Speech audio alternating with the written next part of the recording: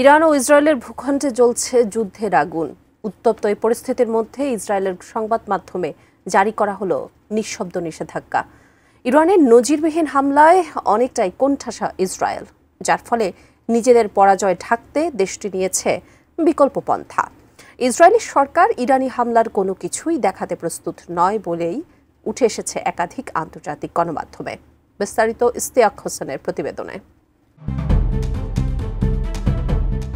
ইরানের সাথে সরাসরি যুদ্ধাবস্থার মধ্যেই ইসরায়েল সরকার নতুন করে সংবাদ মাধ্যমের ওপর কঠোর সেন্সরশিপ আরোপ করেছে।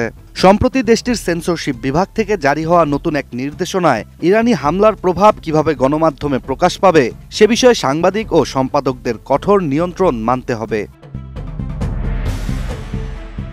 কাতার ভিত্তিক সংবাদ মাধ্যম আল জাজিরার একটি বিশ্লেষণী প্রতিবেদনেই উঠে এসছে ইসরায়েলের নতুন এই বিধিনিষেধ। প্রতিবেদনটি থেকে জানা যায়, নতুন নিয়ন্ত্রণ নীতিমালার আওতায় দেশটির স্থানীয় সংবাদকর্মীরা হামলার স্থানে গিয়ে ছবি বা ভিডিও ধারণ করতে পারবেন না।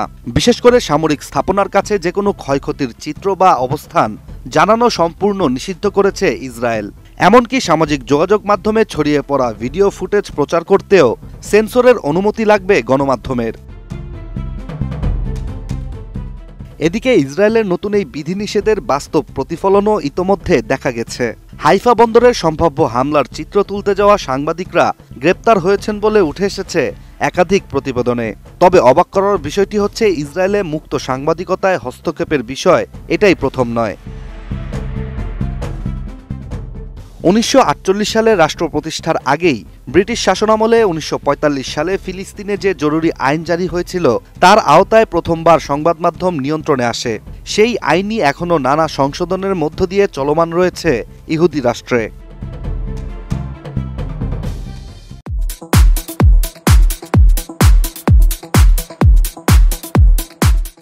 কিন্তু এবারের বিধিনিষেধ আগের চেয়েও অনেক বেশি কঠোর ও উদ্দেশ্যপূর্ণ।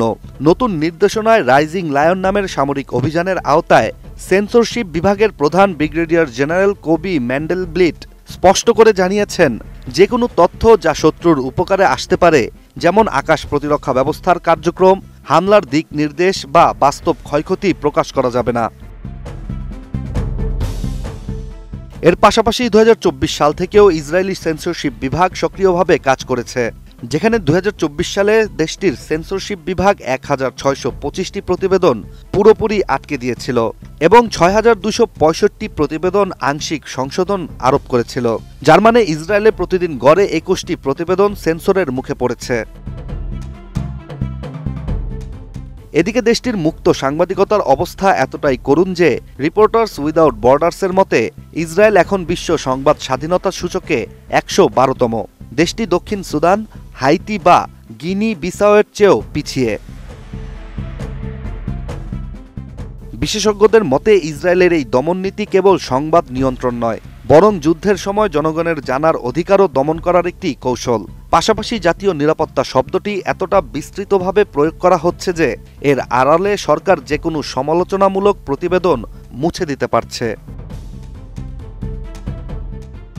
ইরান ইসরায়েল সংঘাত এখন শুধু যুদ্ধক্ষেত্রেই সীমাবদ্ধ থাকছে না, এটি সংবাদ মাধ্যমের স্বাধীনতা ও সত্য প্রকাশের অধিকারের ওপরও ভয়াবহ রকমের আঘাত হয়ে উঠেছে। যুদ্ধ যেমন জনজীবনকে বিপর্যস্ত করে, তেমনি নিয়ন্ত্রিত ও রুদ্ধ সাংবাদিকতা একটি সমাজকে অন্ধকারে ফেলে দেয়। তাই প্রমাণ করছে ইসরায়েলের নতুন এই বিধিনিষেধ। Ishtiaq Hossain, ATN news.